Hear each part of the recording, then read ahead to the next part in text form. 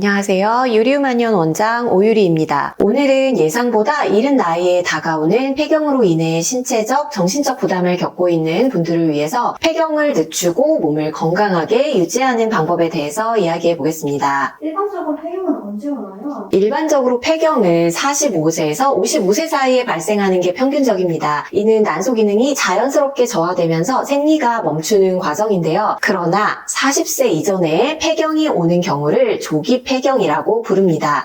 조금 빠르게 오는 폐경과 조기 폐경은 엄연히 뜻이 다르답니다.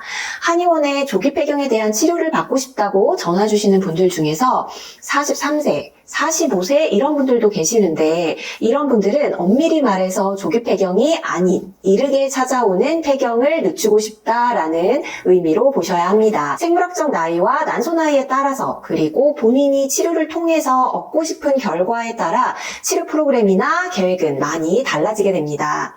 조기 폐경의 원인은 무엇인가요? 조기 폐경의 원인은 여러 가지가 있습니다. 대표적으로 유전적 요인, 자가면역 질환, 환경적 요인 등이 있는데 어머니가 조기 폐경을 겪으셨다면 딸에게도 그럴 확률이 높아지기도 합니다. 또한 지나친 스트레스와 잘못된 생활 습관, 또 지나치게 적은 체지방도 조기 폐경을 유발할 수 있습니다. 조기 폐경이 시작되면 생리주기가 불규칙해지고 급격한 체중 변화나 감정 기복을 느낄 수 있죠. 굳이 임신 계획이 없으면 조기 폐경이 오려고 할 때 치료를 하지 않아도 될까요? 빨리 폐경이 오면 좀 더 편할 것 같기도 하는데.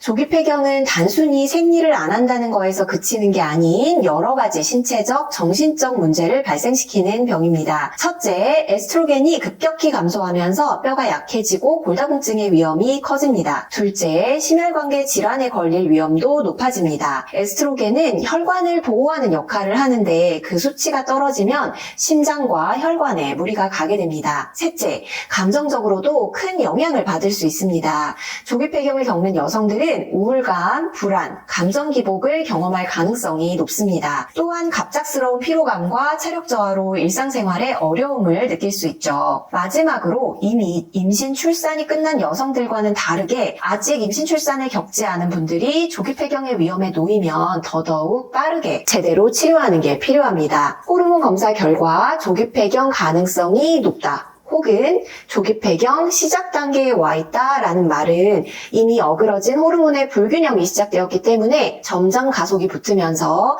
난소 기능 저하가 심화되기 때문이죠. 여성의 인생 전반에 큰 변화가 찾아오는 변곡점이 될 수 있으므로 임신 출산을 이미 완료한 분들도 그리고 아직 임신 계획이 없는 분들이나 임신을 원하는 상태에 있는 분들 모두 각자의 상황에 맞게 치료를 받거나 준비하는 게 필요합니다. 폐경이 늦는 게 건강에 더 좋은 거래요. 폐경을 늦추려면 어떻게 해야 하나요? 첫째, 규칙적인 운동이 필요합니다. 요가, 걷기, 근력 운동 등 규칙적 운동을 통해서 호르몬 균형을 유지하는 게 중요합니다.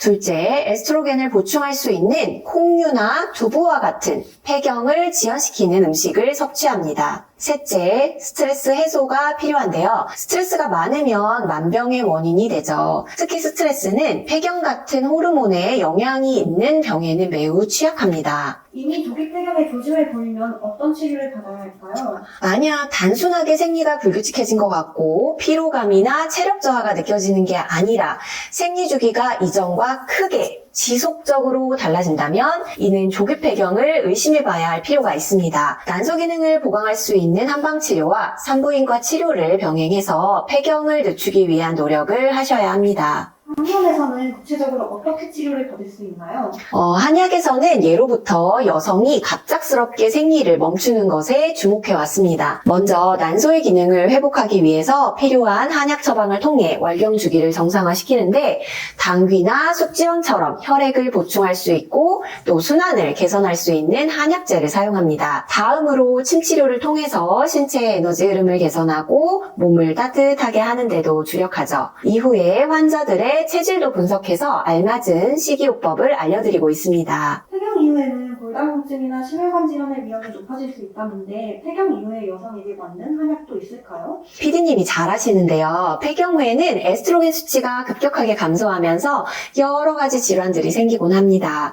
따라서 여러 번 강조드리는 당귀 같은 여성을 위한 그런 약재부터 혈액순환을 도와주고 뼈와 근육을 강화하는 데 도움을 줄 수 있는 산수유, 구기자 같은 약재를 넣어서 기운을 보강해주는 한약을 처방해드리고 있습니다. 또한 심혈관 질환의 위험도를 낮춰주는 청궁, 단삼 같은 약재도 처방될 수 있죠. 폐경 후에도 건강을 유지하고 제2의 인생을 살 수 있도록 좋은 에너지를 위해서 항상 건강관리를 잘 하시기를 바라겠습니다. 폐경은 여성의 인생의 중요한 전환점이기도 해요. 인생의 가을이 오면 가을의 아름다움을 만끽하라는 말이 있습니다. 폐경이 새로운 시작의 문턱이 될 수 있도록 앞으로의 여정을 즐기시길 바랍니다. 시청해주셔서 감사합니다.